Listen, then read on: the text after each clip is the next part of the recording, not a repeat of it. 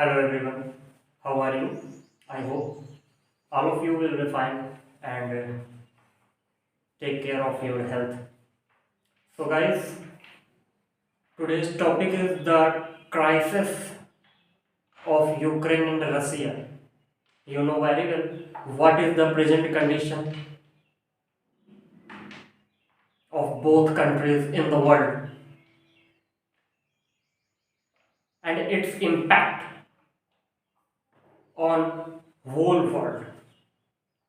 आप सभी लोग जानते हैं इसका प्रभाव पूरे विश्व पर पड़ रहा है और किस तरह से पड़ रहा है आप सभी लोग जान रहे हैं। महंगाई हो या आर्थिक जितने भी प्रतिबंध होते हैं उन प्रतिबंध तो लग रहे हैं रूस के ऊपर, लेकिन इफेक्ट आप देख सकते हैं इंडिया तक भी आ चुका है।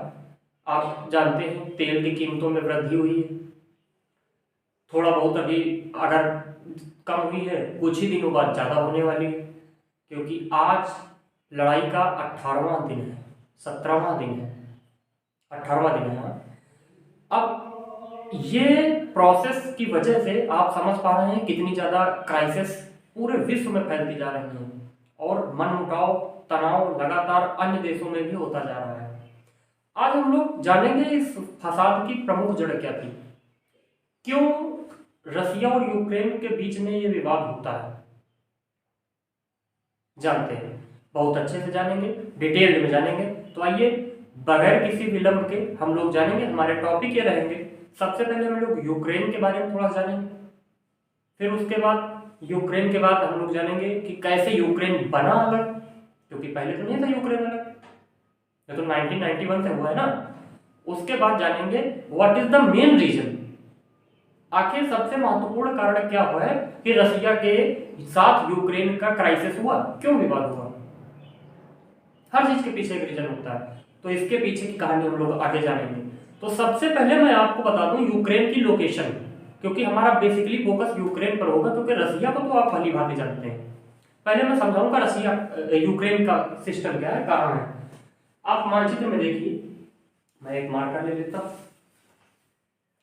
देखिए आप ये देख पा रहे हैं मानचित्र आराम से, आप छोटा सा दिख रहा है, इसको समझिए। ये जितना भी रेड कलर का पोर्शन है, यहां से आप देख पा रहे होंगे, ये पूरा अपना यूक्रेन है, ठीक है। मैं नाम लिख दूं यूक्रेन। इसके साथ इसके नॉर्थ में देखेंगे आप तो एक बॉर्डर जो देश है बेलारूस है। बेलारूस के वेस्ट में आप जाओगे, थोड़ा सा यूक्रेन का जो मतलब आपका उत्तर पश्चिमी जो है नॉर्थ वेस्ट वाला पोर्शन, यहाँ पर पोलैंड का है बहुत बड़ा क्षेत्रफल। पोलैंड के नीचे थोड़ा सा आओगे तब यहाँ पर वेस्टर्न इसकी जो सीमा है वो लगती है स्लोवाकिया से। स्लोवाकिया के नीचे आओगे थोड़ा सा दक्षिण पश्चिम की तरफ, तो यहाँ पर हंगरी इससे सीमा साझा करता है। थोड़ा सा और नीचे आओगे दक्षिण पश्चिम में रोमानिया जो देश है, यहाँ पर कई लोग, अब कई सारे देश अमेरिका वगैरह अपने जो है फाइटर जेट्स और जो है कई सारी तोपे वोपे अब जो है यहाँ पर और सैनिक वगैरह भेज रहे हैं, दूसरे देश भी भेज रहे हैं और ये भी भेज रहे हैं। लाइक दैट राफेल भी तैनात कर दिए गए हैं इमैनुअल मैक्रो के द्वारा। बाकी बातें इसके बाद रोमानिया के ऊपर का ये जो हिस्सा आप देख पा रहे होंगे, ये खाली वाला हिस्सा, मैं इसको थोड़ा सा रंग दूं ताकि आपको दिख जाए, ये वाला, ये है एक और छोटा सा देश जो सीमा साझा करता है, मालदोव। तो आपने देखा कितने इसके पड़ोसी राज्य हैं, Romania, Hungary, Slovakia, Poland, Belarus, और पूर्व का तो पूरा ही जानते हैं आप, कोई बताने की बात नहीं है। आप एटलस में देखिए रसिया, समझ गए कितने यानी पड़ोसी देश हो गए इसके, आप गिन सकते हैं 7 हो गए, 1 2 3 4 5 6 और मालदोव 7।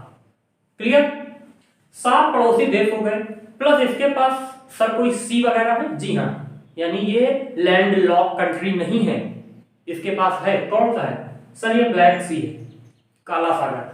ये आप देख पा रहे हैं पूरा ब्लू ब्लू कलर से जो काला सागर है, बीच में हल्का सा एक ये पोर्ट टाइप का है, द्वीप टाइप का, यहां से ऐसे निकला है। ये दक्षिण पूर्वी सीमा छूता है, ये रूस का हिस्सा है, ये वाला जो रूस का हिस्सा है, ये ग्रीन कलर वाला, ये यहां तक है, यूक्रेन के साउथ वेस्ट कॉर्नर पर यहां पर है एक छोटा सा प्रायद्वीप के पास, समझ रहे? तो इसके बाद जैसे यहां पर देखेंगे, इसको आगे थोड़ा जाओगे, छोटा सा और एक समुद्र दिखता है जिसमें और वहीं से जल नहीं गया है, काला सागर का ही जल है। ये कौन सा है? Sea of Azov, AZOV, Azov सागर। अजोव सागर, काला सागर, ये दो सागर है इसके पास। आई होप आपको आपके दिमाग में ये स्थिति बैठ चुकी है कि रूस यूक्रेन की वास्तविक स्थिति हमारे मानचित्र में क्या है, समझ गए? ठीक है, आगे आइए, अब हम आपको दिखाते हैं यूक्रेन एक नजर में कि क्या है आखिर यूक्रेन की वास्तविक पूरी सिस्टमेटिक तरीके से जानते हैं कि कैसे उसकी भाषा है, क्या जनगणना है, एक जर्नल व्यू आपके दिमाग में देने का प्रयास करते हैं। चलिए बात करते हैं यूक्रेन की अगर राजभाषा की बात करते हैं, जैसे ऑफिशियल लैंग्वेजेस अपने यहाँ हिंदी और इंग्लिश है, सेम एज हियर यहाँ पे यूक्रेनियाई है, इसीलिए आप देखोगे ज्यादातर लोग इंग्लिश वहां नहीं सीखते, वहां यूक्रेनियाई काम चल जाता है, ठीक? तो यूक्रेनियाई है। राजधानी आप सभी लोग जानते हैं कीव है, जहां पर इस समय काफी घेराबंदी चल रही है रसिया की। तो राजधानी कीव न केवल राजधानी है बल्कि यूक्रेन का सबसे बड़ा शहर है, ये बात भी आप जान लीजिए। राष्ट्रपति आप सभी लोगों से छिपा नहीं है, वोलोदिमीर जेलेंस्की है, मगर प्राइम मिनिस्टर कौन से हैं? प्राइम मिनिस्टर शायद कुछ लोगों को पता हो तो वो मैं बता दूं, वोलोदिमीर ग्रोयसमन। आप यहां पे देख सकते हैं, ये लिखा है ग्रोयसमन, ठीक? जनसंख्या की अगर हम बात करते हैं तो 2016 की जनगणना के अनुसार इनके पास 42 लाख समथिंग कुछ जो है आदमी है, यानी जनगणना की बात करें तो 42 लाख 42 लाख नहीं, माफ कीजिएगा, 4,25,39,010 लोग हैं। 4,25,39,010, ये 2016 की जनगणना है, समझ गए? ये अगर जैसे इंडिया आपका जानते हो दूसरे नंबर पे आता है, पहले नंबर पे चाइना है, इसी तरह इसका कौन सा स्थान है? तो 32nd rank in the population of the whole world is known as the Ukrainian population. I hope आपको बात समझ में आ गई है। क्षेत्रफल की बात करते हैं तो 6,03,628 वर्ग किलोमीटर है, यानी किलोमीटर स्क्वायर जिसको बोलते हैं, ये पूरे यूक्रेन का क्षेत्रफल है, यानी ये कितना है? 6,03,628 वर्ग किलोमीटर। और मुकाबला किससे कर रहा है? दुनिया के सबसे बड़े क्षेत्रफल वाले देश के साथ, रसिया। समझ रहे हैं? ये यूक्रेन का एक नजर है, ठीक? बात करेंगे हम अब यूक्रेन के नाम पर चर्चा कर लेते हैं, यूक्रेन के नाम पर चर्चा कर लेते हैं कि आखिर यूक्रेन का नाम पड़ा क्यों, what is the meaning of Ukraine? तो प्राचीन सभ्यताएं जो थी हमारी, प्राचीन समय की अगर बात करें तो हमारे दादा बाबा जो पुरोहित लोग होते थे वो कहते थे कि यूक्रेन जो है इसका शाब्दिक अर्थ होता है क्या? परदेश। परदेश यानी समझ रहे हो क्या होता है? परदेश का मतलब होता है किसी एक देश में नहीं है आप, परदेश का मतलब तो सभी जानते हैं, जैसे हम यहाँ हैं और अमेरिका चले जाएं, इंडिया छोड़ के अमेरिका चले जाए तो परदेश हो गया। सेम एज यूक्रेन का मतलब लोग कहते थे परदेश। लेकिन कुछ समय बाद जब अध्ययन चालू हुआ, पढ़ाई स्टडी चालू हुई, स्टडी करने के बाद जो विद्वान लोगों ने इसका एक अलग मतलब निकाला, वो क्या मतलब था? इसका मतलब निकला कि ये हमारी मदरलैंड होती है। यूक्रेन का अर्थ कुछ लोगों ने बताया, कुछ लोगों ने अध्ययन के पश्चात, कि इसका अर्थ होता है मदरलैंड, मतलब मातृभूमि। फिर आगे बात चली तो अभी यहाँ पे सिस्टमेटिक तरीके से बैठ नहीं पाया, कहा कि नहीं कुछ और होना चाहिए। तो होता क्या है एक्चुअली, फिर इसके बाद जो है अंग्रेज बोलने वाले, अब चूंकि ये पूरा यूरोप में मिलना चाह रहा है भाई, यूक्रेन के इधर पोलैंड से लेकर ये बेलारूस और हंगरी, ये सब जो पूरा है आपका किसका हिस्सा है? इस टाइम सब यूरोप में है, आप सभी को पता है, ठीक है? बेलारूस को छोड़ करके तो ये जितने भी हैं, अब ये क्या है? ये यूरोप के हिस्से हैं। तो यूरोपियन लोग जो होते हैं, यानी जो अंग्रेज थे, वो इनको क्या कहने लगे? यूक्रेन को नाम ही द यूक्रेन कहने लगे बस, और रियलिटी में यूक्रेन का मतलब अगर देखा जाए तो क्या होता है, यूक्रेन का मतलब होता है बॉर्डर लैंड। यानी जो जैसे खेत होता है, एक तरफ इनका खेत एक तरफ इनका खेत, बीच का बॉर्डर, तो यूक्रेन का मतलब होता है बॉर्डर। और आपको पता होगा कि बॉर्डर ही विवाद की जड़ होती है भाई। हर जगह किसी भी चीज की सीमा होती है। आप जैसे अपने खेत में जाते हैं, वहां अगर मान लो एक तरफ मनोहर चाचा है, एक तरफ काका है, अब बीच में कोई मान लो मेड़ काट के फरुहा इधर ज्यादा मार दे, मेड़ एक जगह पतली हो गई। पहले के लोग क्या करते थे, सहनशीलता होती नहीं, विवाद विवाद होना था, कैसे मेड़ काट दी, उसी में कहो हाथापाई तक हो जाए, हाथापाई की नौबत कहो फरुहा फरुहा मार हो जाए। तो ये सब चीजें होती हैं विवाद की जड़। विवाद की जड़ क्या है, सीमा, बॉर्डर। और ऐसा देश जो पूरा बॉर्डर ही है, तो भैया विवाद तो लाजमी है होना। फिर क्या मतलब है, कोई संदेह नहीं है। यानी यूक्रेन का शुद्ध अगर मतलब देखा जाए तो कहा जाता है बॉर्डर लैंड। इतनी बात क्लियर है। यानी ये पूरा देश ही विवाद की जड़ है, सीधी सी बात कहने का मतलब ये है। ठीक, आगे जानते हैं। अगर इसका हम अनाधिकृत नाम, एक अनऑफिशियल नाम लेते हैं, तो इसका नाम होता है एसएसआर यूक्रेन। मतलब क्या होता है सर एसएसआर? एसएसआर का मतलब होता है सोवियत सोशलिस्ट रिपब्लिकन यूक्रेन। बात समझ गए?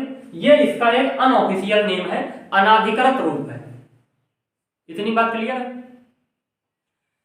हम लोग इसको जानेंगे कि ये जो आज हमारे यहाँ क्राइसिस हो रही है, क्या मतलब हमारे यहाँ का मतलब हमारे संसार में कि जो यूक्रेन और रसिया के मध्य है, क्या ये अभी 10-15-20 दिन की, साल भर की एक खाली कड़ी है जिसकी वजह से लड़ाई हो रही है, या इसके पहले कोई बहुत बड़ी योजना थी, बहुत पहले से ये चला आ रहा है?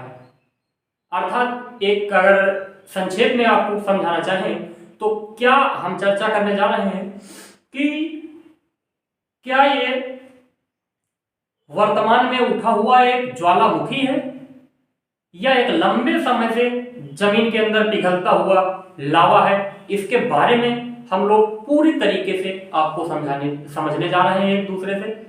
फिलहाल दूसरा तो आप खाली देख सकते हैं अभी, तो समझेंगे, अपनी बात से आपको समझाने का प्रयास करेंगे। ठीक है, पूरी कथा जानेंगे कि क्या हुआ है। पूरा 1991 में जब रूस से अलग होता है यूक्रेन, वहां से लेकर के कहानी पूरी 31 सालों का इतिहास जानेंगे 2022 तक का। आप तैयार हैं? ठीक। एक बार और मैं एक चीज बता देता हूं, यूक्रेन का गठन, ताकि ये भी तो आपके दिमाग में रहना चाहिए कि यूक्रेन का सर गठन कब हुआ था। बात सही है ना? तो आइए जान लेते हैं। यूक्रेन का गठन सर्वप्रथम क्या होता है, 882 ईस्वी में, यानी इन द एडी ऑफ 882। एक बनता है कीवियन रूस, काफी बड़ा क्षेत्रफल होता है। तो कीवियन रूस जो बनता है, उस समय यूक्रेन और रूस कुछ अलग नहीं था, सब एक ही में था। कीवियन रूस यानी कीव रूस एक ही में। फिर बनता है आपका 1199 में, ये आगे चलता रहता है, प्रोग्रेस होती रहती है। उस समय इसके प्रथम जो रहते हैं संस्थापक वोलोडिमीर फर्स्ट, वोलोडिमीर सेकंड, इस तरह के नाम चलते हैं। हालांकि आपको इस हिस्ट्री से कोई ज्यादा विशेष तात्पर्य नहीं होना चाहिए, फिर भी अगर आप जानना चाहते हैं तो पढ़ सकते हैं अलग से। मैं मुद्दे पे आता हूं। यूक्रेन का गठन होता है 882 ईस्वी में, नाम रहता है कीवियन रूस का गठन होता है 882 ईस्वी में। ये पूरी कथा है, जब तक बन नहीं जाएगी पूरी बताता हूं, आप ध्यान सुनिए। 1199 में बनता है पूरा आपका रूसी साम्राज्य बनता है, कीवियन रूस से हट पूरा कीवियन रूस परिवर्तित हो गया 1199 में, रूसी साम्राज्य, रशियन एम्पायर। देन इसके बाद आगे चलती है कहानी, 400-500 सालों तक चलती है, 450 सालों तक। 1649 ईस्वी में बन जाता है आपका क्या, कोसाक हेतमांतो, यह एक संगठन था कोसाक हेतमांतो। अब इसके बारे में अगर आप जानकारी चाहते हैं तो आप पढ़ सकते हैं अलग से, या आपका अगर ज्यादा डिमांड आएगी तो मैं कोसाक हेतमांतो को एक अलग छोटा सा वीडियो 4-5 मिनट का बना करके समझाता हूं। कोसाक हेतमांतो के बाद आप बात करोगे 17 मार्च 1917 ईस्वी को यूक्रेनियाई राष्ट्रीय गणतंत्र की स्थापना होती है। इसी कोसाक हितमांकों से अलग होकर के क्या बन रहा है आप समझिए, यूक्रेनियाई राष्ट्रीय गणतंत्र 17 मार्च जो है 1917 ईस्वी को, ठीक, यूक्रेनियन नेशनल रिपब्लिकन बनता है। इसके बाद अभी ज्यादा दिन नहीं हुए, 17 मार्च 1917 को ये हुआ और 1 नवंबर 1918 ईस्वी को यानी करीब 1.5 साल बाद क्या होता है, पश्चिम यूक्रेनियाई राष्ट्रीय गणतंत्र की स्थापना हो जाती है। अर्थात आप कहना क्या चाहते हैं सर, मेरा कहने का मतलब यह है पश्चिम यूक्रेनियाई राष्ट्रीय गणतंत्र, पूर्वी नहीं, पूर्वी क्या क्रीमिया डोनबास वाला एरिया नहीं, पश्चिमी यूक्रेनियाई राष्ट्रीय गणतंत्र की स्थापना करें। इसके बाद 30 दिसंबर 1922 ईस्वी को जब ये बात आती है तो यूक्रेनियाई एसएसआर की स्थापना हो जाती है, जो मैंने अभी आपको बताया था। यही अनऑफिशियल नेम था, यानी कब पड़ा, 1922 ईस्वी में, यानी सोवियत सोशलिस्ट रिपब्लिकन यूक्रेन 30 दिसंबर 1922 को बना। और उसके बाद 24 अगस्त 1991 को बन जाता है आपका क्या, सोवियत संघ से स्वतंत्रता ले लेता है 24 अगस्त 1991 को। और इस समय कौन रहता है, किसकी वजह से हुआ, ये लास्ट की इंसिडेंट से ही मैं पकड़ूंगा। 24 अगस्त 1991 की वह तारीख जब से रसिया से यूक्रेन पूर्ण रूप से स्वतंत्र होता है, मैं आपको बता देता हूं, यानी पूर्ण रूप से रसिया नहीं बल्कि यूं कह लीजिए सोवियत संघ से अलग होता है। रसिया से नहीं कहेंगे हम लोग, गलत हो जाएगा, अगर रसिया से अलग होता तो आज विवाद क्यों था। सोवियत संघ से पूर्ण रूप से स्वतंत्रता 24 अगस्त 1991 को। इसी 24 अगस्त से अब हम यहां जानते हैं पूरा इतिहास क्या था। 24 अगस्त से 2022 तक पूरा जानेंगे, 24 अगस्त 1991 से 2022 तक जो भी पूरा हमारा इतिहास है, 24 फरवरी 2022 तक जब से युद्ध चालू हुआ है, पूरी कहानी सुनते हैं, संक्षेप में बताऊंगा, आप ध्यान दें, ठीक। तो ये मैं आपको बताने जा रहा हूं कि एक कथन है कि यह काफी दिनों से पिघल रहा लावा है या अचानक से उठा हुआ ज्वालामुखी है। मैं इस पर स्पष्टीकरण देने जा रहा हूं। तो आप समझिए, सोवियत रिपब्लिकन ऑफ यूक्रेन के नेता थे जिनका नाम था लियोनिड क्रावचक। मैं आपको यहाँ पे अंडरलाइन भी करते चलता हूँ, लियोनिड क्रावचक। हो सकता है बहुत छोटा लिखा हो, आपको दिख नहीं पा रहा हो, मैं दिखाने के लिए भी नहीं लाया हूं, मैं जो बोल रहा हूं आप उसको लिखेंगे, ठीक। आपको बस ये समझना है, ये सिर्फ एक प्रारूप दिखा दिया ताकि आपको ये न लगे कंटेंट नहीं, कंटेंट बहुत है, समझिए आगे। तो लियोनिड क्रावचक जो थे, इन्होंने क्या होता है, ये एक ऐलान करते हैं कि भाई और कब करते हैं, 24 अगस्त 1991 को ऐलान करते हैं कि हमने सोवियत संघ से यूक्रेन के हिस्से को अलग मान लिया है, कर लिया है। रेफरेंडम आता है, एमओयू और एमओएम पे साइन होते हैं। साइन कौन करवाता है साथ में, यानी अपोजिट भी तो होता है कोई। तो सोवियत संघ के प्रमुख थे उस समय, जिनका नाम था Boris Yeltsin. Boris Yeltsin, Yeltsin Soviet संघ के नेता थे। ओहो, लाइट चली गई।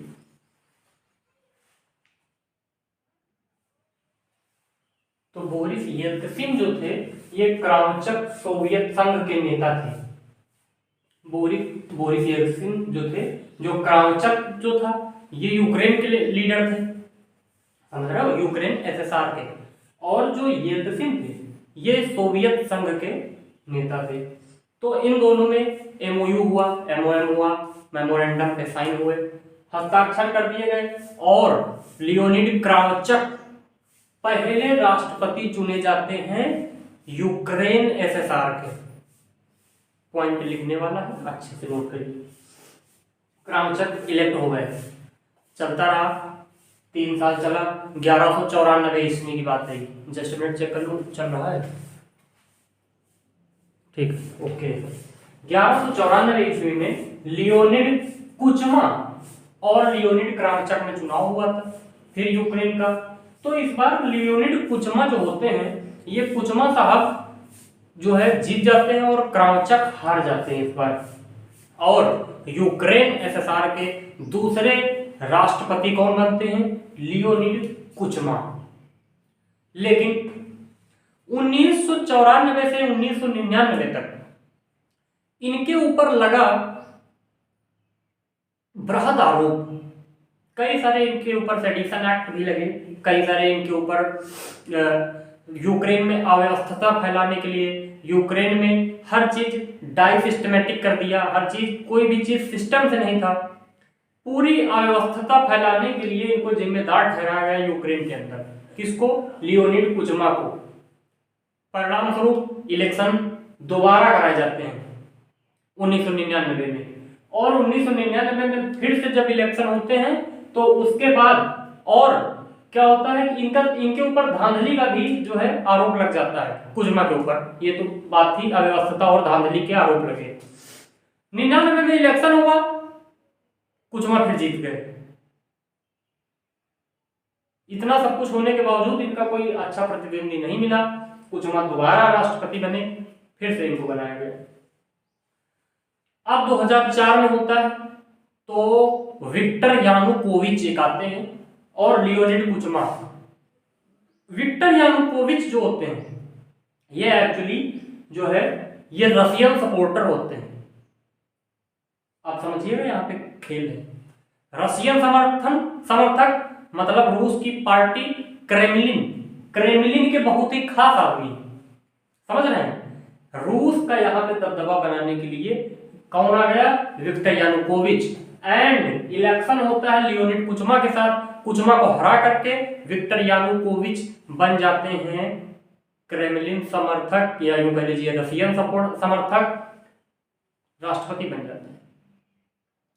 धांधली का चुनाव में आरोप लगता है कि भैया जो है गड़बड़ करा दिया गया है, क्रेमलिन के लोगों ने यहाँ पर जो है, मॉस्को के लोगों ने यहाँ पर बवाल फैला दिया है, और अवस्था और जो है एक आंतरिक कलह के परिणाम स्वरूप इनमें क्या होता है, जो चुनाव के नतीजे आए और कहा गया चुनाव में धांधली करवा दी गई है। धांधली के बाद विक्टर यानुकोविच को राष्ट्रपति बना दिया गया है, यानी मतगणना में जो है कुछ गड़बड़ कर दिया गया है, मत सही से नहीं काउंट हुए हैं। इसके परिणाम स्वरूप पूरे देश में देशव्यापी प्रदर्शन होने लगता है। जब भाई रशियन समर्थक आ चुका है राष्ट्रपति यूक्रेन का, तो अब क्या होगा? जैसे पहले सोवियत संघ में होता था इनके साथ, वैसे यहीं भी होगा, यानी इनको रसिया का हिस्सा मान लिया जाएगा। लेकिन मतलब मान नहीं लिया गया, काम वैसे ही हो रहा है। तो क्या होता है, पूरे देश में इस बात के लिए हाहाकार मच जाता है, प्रदर्शन होने लगता है। इसी को हम लोग नाम देते हैं ऑरेंज रिवॉल्यूशन। अगर आपसे पूछा जाता है what is this orange revolution, यानी ऑरेंज क्रांति क्या थी, नारंगी क्रांति क्या है, तो नारंगी क्रांति यूक्रेन से संबंधित है। किस लिहाज से? तो राष्ट्रपति के चुनाव के संबंध में था, विक्टर यानुकोविच और लियोनिड कुचमा के चुनाव में। ये है ऑरेंज रिवॉल्यूशन। इसके बाद क्या होता है, अब 2005 में जो है क्या होगा, 2005 में विक्टर यूशचेंको, यही जो यानुकोविच है, ये क्या करेंगे, विक्टर यूशचेंको, ये कौन है? विक्टर यूशचेंको जो है वेस्ट सपोर्टर है, फॉर्मर प्राइम मिनिस्टर है, यानी ये पश्चिमी देशों के समर्थक हैं, और जो है पश्चिमी देशों के समर्थक हैं, प्लस ईयू जो है आप जानते हो यूरोपीय यूनियन, इसके भी बहुत ही मतलब चाहते हैं कि ये चाहते हैं कि हमको नाटो में शामिल कर लिया जाए। ठीक है, तो विक्टर यानुकोविच 2005 में राष्ट्रपति बन जाते हैं, क्योंकि जो है 4 में विक्टर यानुकोविच को जब प्रदर्शन होने लगता है, ऑरेंज रिवॉल्यूशन होती है, आप सभी को पता है, यूक्रेन की संसद इनको पद से हटा देती है, 5 में इलेक्शन होता है और विक्टर यूशचेंको राष्ट्रपति बन जाते हैं। अब चूंकि ये समर्थक थे ईयू के, तो इन्होंने ही एक ऊर्जा कंपनी की मैनेजर थी, एमडी एंड सीयू जिसको कहते हो, managing director and chief executive officer, जिनका नाम था जो है यूलिया टिमोशेंको। यूलिया टिमोशेंको को प्राइम मिनिस्टर बना दिया। लेकिन क्या होता है, इनको कुछ आंतरिक कलहों की वजह से, प्लस यूरोपियन अपोज, क्यों हटा दिया गया इनको? क्योंकि ये यूरोपियन अपोज करती थी, ये रशियन सपोर्टर थी। और ये जो आपका है प्रेसिडेंट जिसका नाम है विक्टर यूशचेंको, ये ईयू का सपोर्टर है, यानी यूरोपियन यूनियन का सपोर्टर है। तो भैया ये तो गलत डिसीजन इसका हो गया। जब इसको लगा कि मैंने गलत निर्णय ले लिया है, इसने पद से हटा दिया। अब जब इसने पद से हटा दिया तो ये हट गई, हटना ही था। इसके बाद क्या होता है और क्यों? कारण ने बताया, आंतरिक कलह, कुछ प्रधानमंत्री राष्ट्रपति में यूक्रेन के अंदर, प्लस जो है रसिया का समर्थन कर रही थी, इस वजह से इनको हटा दिया गया। 2008 में क्योंकि अब जो यूशचेंको जी थे, यूशचेंको चाहते थे कि यूक्रेन को शामिल कर दिया जाए नाटो में, तो नाटो के साथ ये लगातार संपर्क में बने रहे। नाटो ने यूक्रेन से वादा किया 2008 में कि जो है यूक्रेन को नाटो जल्द ही अपने सदस्य देश के तौर पर शामिल कर लेगा। ठीक, 2010 ईस्वी में प्रेसिडेंट का चुनाव होता है और अब कौन होता है? Victor Yanukovych. आपको पता होगा ये वही 2004 वाले यानुकोविच है जिनको ऑरेंज रिवॉल्यूशन के तहत संसद से हटा दिया गया था, संसद के द्वारा हटा दिया गया था। फिर से चुनाव होता है विक्टर यानुकोविच, और इनके अपोजिटर में थी जिनका नाम था यूलिया टिमोशेंको। तो यूलिया टिमोशेंको इस बार लड़ती हैं, लेकिन टिमोशेंको हार जाती हैं और यानुकोविच जीत जाता है। जब यानुकोविच चुनाव जीत जाते हैं तो रसिया और यूक्रेन के सिस्टम बहुत ही अच्छे से डील करने लगते हैं। बात मैं आपको बता दूं तो जो है आपका रिलेशन भी स्ट्रांग होंगे, इनके डील्स भी अच्छी होंगी। एक डील इन्होंने कराई थी gas pricing deal. Gas pricing deal Russia Ukraine के बीच हुई थी उस समय, 2010 के आसपास की बात है। 2012 तक अच्छे चलती रही। एक्चुअली था क्या इसमें, आप ये जानते हो काला सागर है, काला सागर में जो बंदरगाह है, सी पोर्ट है यूक्रेन के, इनसे जो है रसिया के जो युद्धपोत हैं इनको पेट्रोल और गैस पाइपलाइन के तहत जो है इनको तेल की मात्रा में मतलब कमी ना होने पाए, इनको तेल आराम से मिलता रहे, ये इनका मोटिव था। तो इस पर डील की गई थी गैस प्राइसिंग डील। ठीक है, आपको ये पता होना चाहिए, ये एक वर्ल्ड अफेयर के हिसाब से जो है अच्छी नॉलेज है। तो ये डील करी 2012 तक सब कुछ अच्छे से चलता रहा, परंतु होता क्या है, नवंबर 2013 से लेकर मई 2014 तक पूरे यूक्रेन में एक अराजकता का दौर आता है। क्यों? क्योंकि आपको पता है विक्टर यानुकोविच रसिया सपोर्टर थे।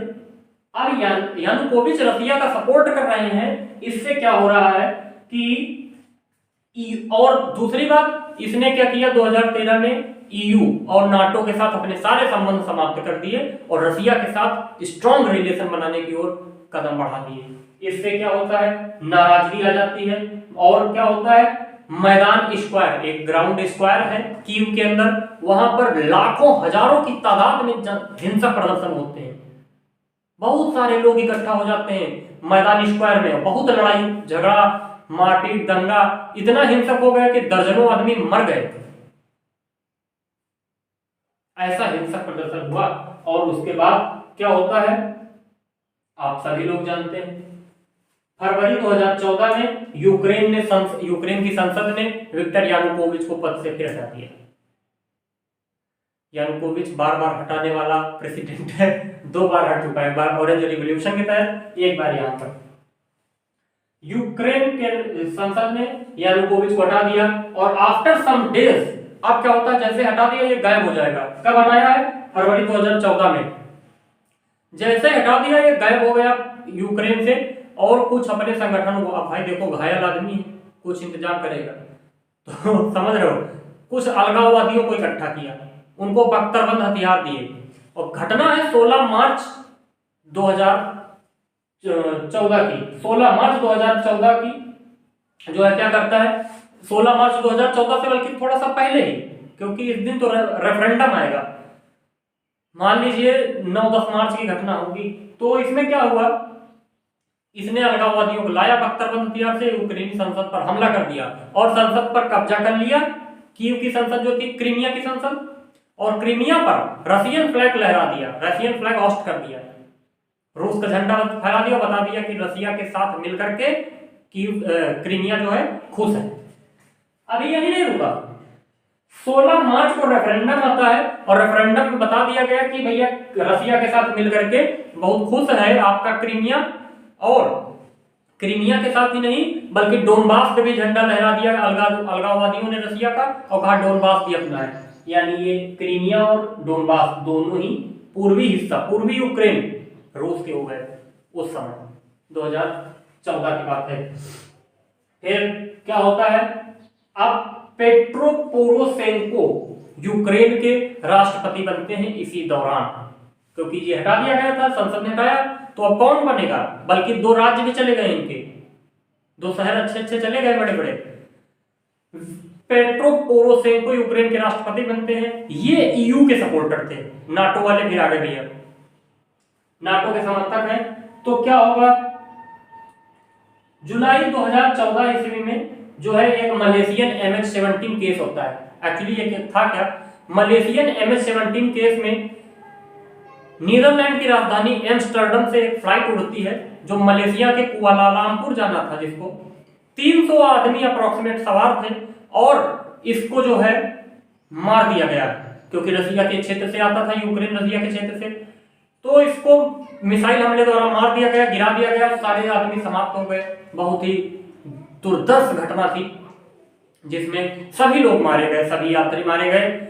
इस पर बाद में पता चला जांच में कि यहाँ पर रूस की बनी मिसाइल से हमला हुआ है, लेकिन यह भी स्पष्ट था कि रूस ने हमला ऐसा नहीं किया है। ठीक है, ये एक छोटी सी घटना थी, मतलब घटना बहुत बड़ी है, बट इसमें एक पॉइंट जोड़ा कि रूस ने क्या ऐसे भी काम किया, तो नहीं, ऐसा नहीं था।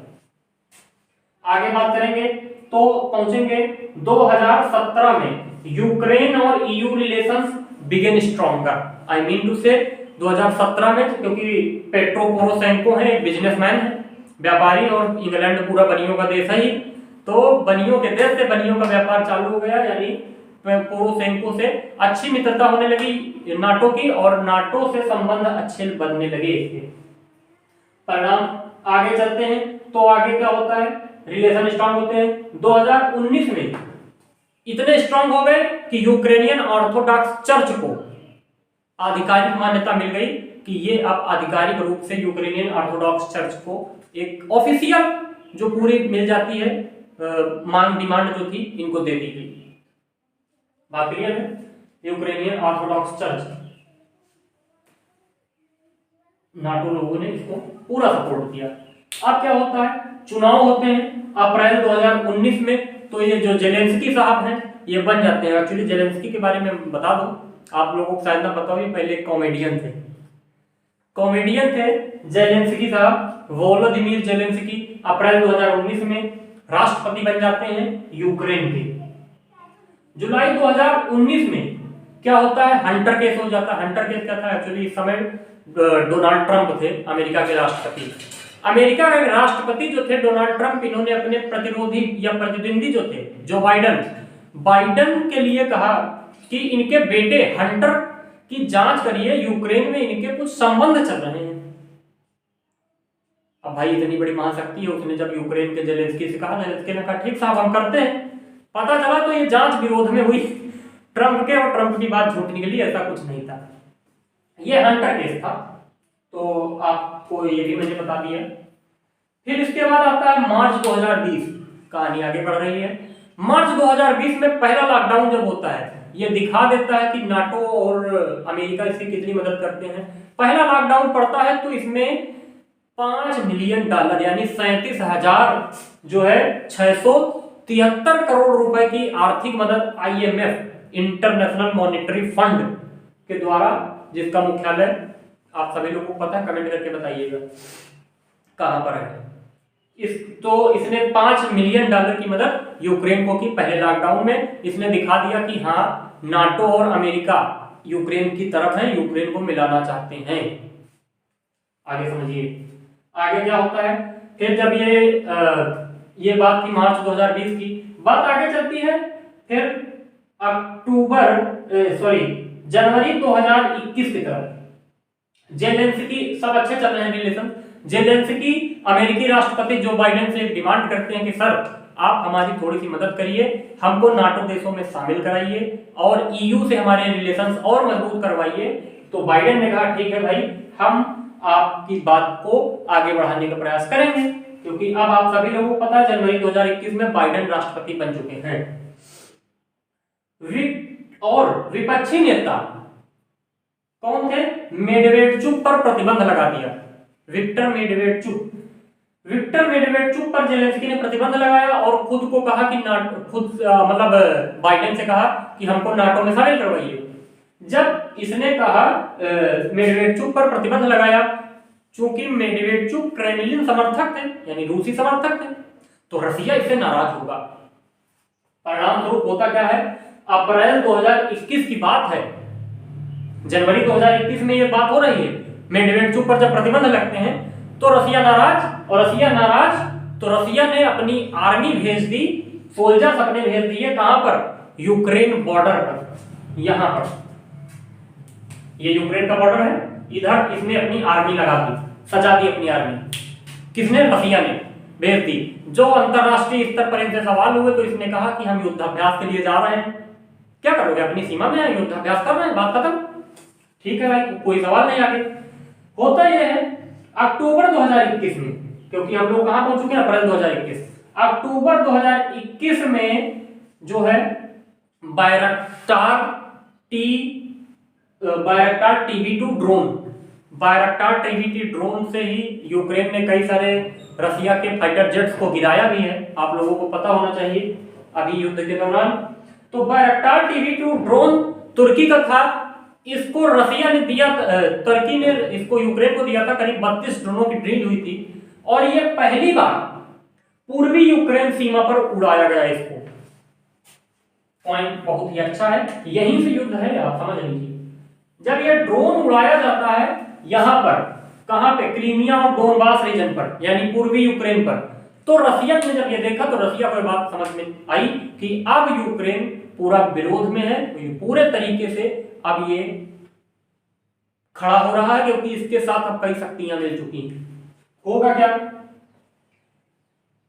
तो फ्लाइंग लिस्ट, तो रसिया ने क्या हुआ, रसिया ने बिग फोर विंटर सोल्जर जो है अपने बढ़ा दिए बॉर्डर पर। ये घटना आपकी है, ये है आपके अक्टूबर 2021 से बायरक्टार जब ये हुआ तो रसिया ने जो है सर्दियों के पहले, अक्टूबर की बात है, और मान लीजिए दिसंबर जनवरी में सर्दी होती है, एक या दो महीने के अंदर अक्टूबर 2021 के समीप अपनी अक्टूबर नवंबर दिसंबर 2-3 महीने में खूब सारी सेना बॉर्डर पर पहुंचा दी, क्योंकि वो जान रहा है कि अब कुछ मतभेद और बवाल होने वाला है। जब ये बात होती है तो 7 दिसंबर 2021 को जो बाइडेन साहब की एक चेतावनी आती है रसिया के लिए कि अगर आपने यूक्रेन पर हमला किया, क्योंकि सैनिक को बढ़ा दिया, सैनिक क्यों बढ़ाया? बायरक्टार TB2 जो ड्रोन है इसको उड़ाया, इसकी वजह से उसे लगा कि अब खतरा होना है, और जाहिर सी बात है तो उसने सैनिक बढ़ाया। तो बाइडेन साहब 7 दिसंबर 2021 को कहते हैं कि अगर आपने हमला किया यूक्रेन पर तो हम आप पर बहुत कड़े कड़े आर्थिक प्रतिबंध लगा देंगे। तो रसिया ने कहा साहब ऐसी बात है, अगर आप प्रतिबंध लगाना चाहते हैं तो बेशक लगा दीजिएगा अगर मैं हमला करूं, लेकिन मैं हमला तब नहीं करूंगा जब आप इनसे कह दीजिए कि नाटो देश जो हैं कोई भी मिलिट्री एक्टिविटी, कोई भी सैन्य गतिविधि यूक्रेन के अंदर नहीं करेंगे। कहा ठीक, हम बात कर लेंगे, लेकिन ऐसा नहीं होता है। क्या होता है? और डिमांड होती है, रसिया ने डिमांड की। फिर क्या होता है? जनवरी 2022 में एक साइबर अटैक पड़ता है पूरे यूक्रेन की सभी सरकारी साइटों पर। कहा जाता है लोगों से, आप सभी लोग डर कर रहे हैं और बुरे वक्त का इंतजार करें। बताओ ये कैसी लाइन है? मान लो हम लोग सरकारी रिजल्ट खोलते हैं जॉब देखने के लिए, यहाँ साइड में लिख के आ रहा है आप सभी लोग खतरे में हैं, बुरे वक्त का इंतजार करें। क्या होगा वहां की जनता में? अफरा तफरी मच जाएगी। सेम ऐसा ही हुआ जनवरी 2022 में, साइबर अटैक होता है इन लोगों के पूरी सरकारी साइट्स के ऊपर। 24 जनवरी 2022 को नाटो ने क्या किया? जब ये साइबर अटैक हुआ तो जेलेंस्की साहब ने नाटो को बात सूचित की। नाटो ने अपने सैन्य गतिविधि बढ़ा दी यूक्रेन के अंदर, कई सारे फाइटर जेट्स, युद्धपोत सब यूक्रेन में पहुंचाए। मिलिट्री एक्टिविटी तेज की। और अमेरिका जो भी मध्यस्थता कर रहा था, ये इसकी पुरानी दोगलापनी आप कह सकते हो, इसने क्या किया, अभी मध्यस्थता कर रहा था और एक तरफा कैसे हो सकता है। 3000 सैनिक नाटो को दिए कि जाओ अपनी सैन्य शक्ति मजबूत करो यूक्रेन के अंदर। अब बताइए, जब ये कहता है उसके बाद 4 फरवरी 2022 को पुतिन, अब पुतिन को भी तो कोई चाहिए जब उनके पास सब आ रहे हैं। पुतिन चीन का विंटर ओलंपिक चल रहा होता है 4 फरवरी 2022 को, तो ओलंपिक देखने नहीं जा रहा है, वो जा रहा जिनपिंग से डील करने। शी जिनपिंग से डील करता है और क्या होता है, चीन का समर्थन हासिल कर लेता है क्रीमिया मामले में, चीन का समर्थन हासिल कर लेता है। और मैक्रो जो है, फ्रांस के राष्ट्रपति इमैनुअल मैक्रो एडवाइस देते हैं, एक बात कहते हैं कि रसिया है इतना सक्षम कि डिप्लोमेटिक तरीके से अपना मामला सुलझा सकता है। और इसी वक्त ये यूक्रेन भी जाते हैं, यूक्रेन में जेलेंस्की की तारीफ करते हैं, वहां के लोगों की तारीफ करते हैं, आप लोग डटकर सामना कर रहे हैं, यानी इसका मतलब है कि अभी आपका भी साफ निर्णय नहीं आया।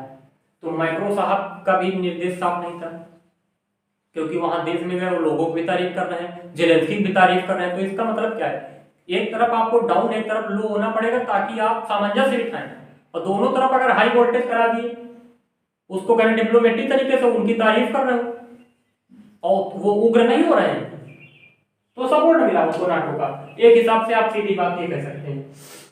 होता क्या है, 14 फरवरी 2022 ईस्वी को, अब 14 फरवरी जब लोग वैलेंटाइन डे मनाते हैं, हम लोग पुलवामा डे मनाते हैं, इसी समय 14 फरवरी 2022 को ही वोलोडिमिर जेलेंस्की ने अपने यहाँ लोगों से कहा, क्या कहा, आप सभी लोग, क्योंकि उसको अब लगा कि अब खतरा बहुत नजदीक है, आप सभी लोग अपने घरों पे, छतों पर और अपने जो भी चर्च वगैरह है हर जगह झंडे फहराएं यूक्रेन का, और वहां पे स्वतंत्रता के झंडे फहराएं हर जगह आजादी के लिए, और अपने देश की राष्ट्रीयता, एकता और बंधुता को बढ़ाने के लिए योगदान दें।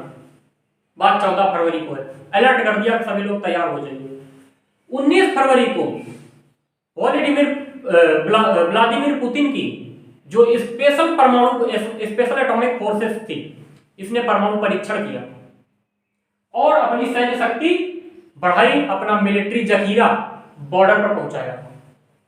और वो दिन आ गया, काला दिन 24 फरवरी 2022 का, जिस दिन रशियन प्रेसिडेंट व्लादिमीर पुतिन ने आदेश दे दिया अपनी मिलिट्री एयरबेस, इलेक्ट्रिक फोर्सेस और मिसाइल्स को, सबको, मिलिट्रीज को, कि हम जो है अटैक करिए इनके ऊपर, यूक्रेन के ऊपर, और चेतावनी, मतलब ऐलान कर दिया कि हम यूक्रेन पर अटैक करने जा रहे हैं मिसाइलों और बमों से, उसके एयरबेस, उसके मिलिट्री ठिकानों पर, उसके सैन्य ठिकानों को तबाह करने जा रहे हैं। ये 24 फरवरी से स्टार्ट होता है। आप एक बार स्क्रीनशॉट इसका दे सकते हैं। ये एक संक्षिप्त वर्णन था जो मैंने बताया, इससे स्पष्ट होता है कि ये कोई 24 फरवरी की घटना नहीं थी, ये पिछले 31 सालों का इतिहास था, एक लावा था जो काफी दिनों से पनप रहा था और अब उद्गार हुआ है ज्वालामुखी के रूप में। एक दिन का ज्वालामुखी फटा हुआ नहीं, ये वो ज्वालामुखी है जिसका लावा लंबे समय से पिघल रहा था, 31 सालों से पिघल रहा था, और वो अब इस तरह से फूटा है। कैसे शांत होगा इसके बारे में तो अभी कुछ कहना जल्दबाजी होगी। उम्मीद है आपको ये मेरा एक विश्लेषण जो था समझ में आया होगा। अगर समझ में आया है तो अपनी प्रतिक्रिया दीजिएगा। धन्यवाद।